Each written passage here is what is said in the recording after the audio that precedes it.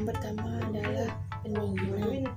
Pendinginan adalah penyimpanan bahan pangan di atas suhu pembekuan bahan yaitu -2 sampai +10 derajat Celcius.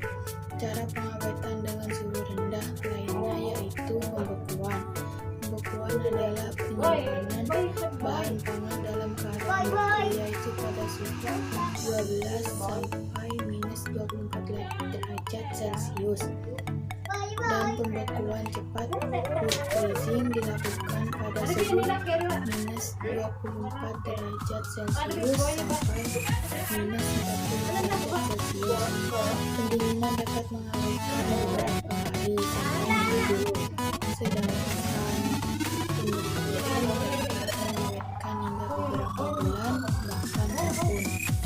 Teknik pengeringan. Pengeringan adalah suatu cara untuk mengeluarkan atau menghilangkan sebagian air dari suatu bahan dengan menguapkan sebagian besar air yang dikandung melalui penggunaan energi panas.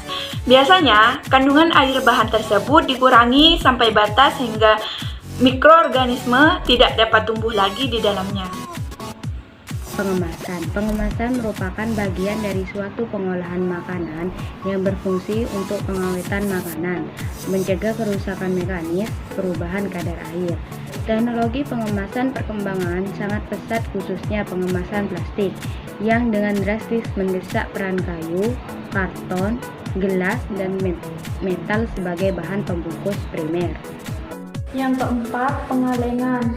Pengalengan ialah suatu cara pengawetan bahan pangan yang dipak secara hermetis dalam suatu wadah yang kemudian disterilkan dalam komersial yang membunuh semua mikroba patogen dan pembusuk.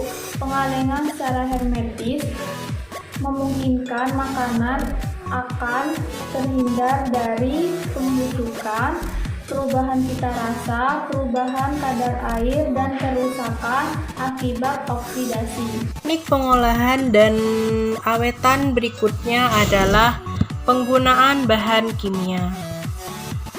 Bahan pengawetan dari bahan kimia berfungsi membantu mempertahankan bahan makanan dari serangan mikroba pembusuk dan memberikan tambahan rasa sedap, manis, dan pewarna. Contoh beberapa jenis zat kimia yaitu cuka, asam asefat, fungisida, antioksidan, etilen absorben, dan lain sebagainya. Pemanasan. Penggunaan panas dan waktu dalam proses pemanasan bahan pangan sangat berpengaruh. Pada proses pengalengan, pemanasan ditunjukkan untuk membunuh seluruh mikroba yang mungkin dapat menyebabkan pembusukan makanan pada kaleng. Teknik fermentasi. Fermentasi bukan hanya berfungsi sebagai pengawet sumber makanan, tetapi juga berkhasiat bagi kesehatan. Salah satunya, fermentasi dengan menggunakan bakteri laktat pada bahan pangan akan menyebabkan nilai pH pangan turun di bawah 5,0 hingga dapat menghambat pertumbuhan bakteri.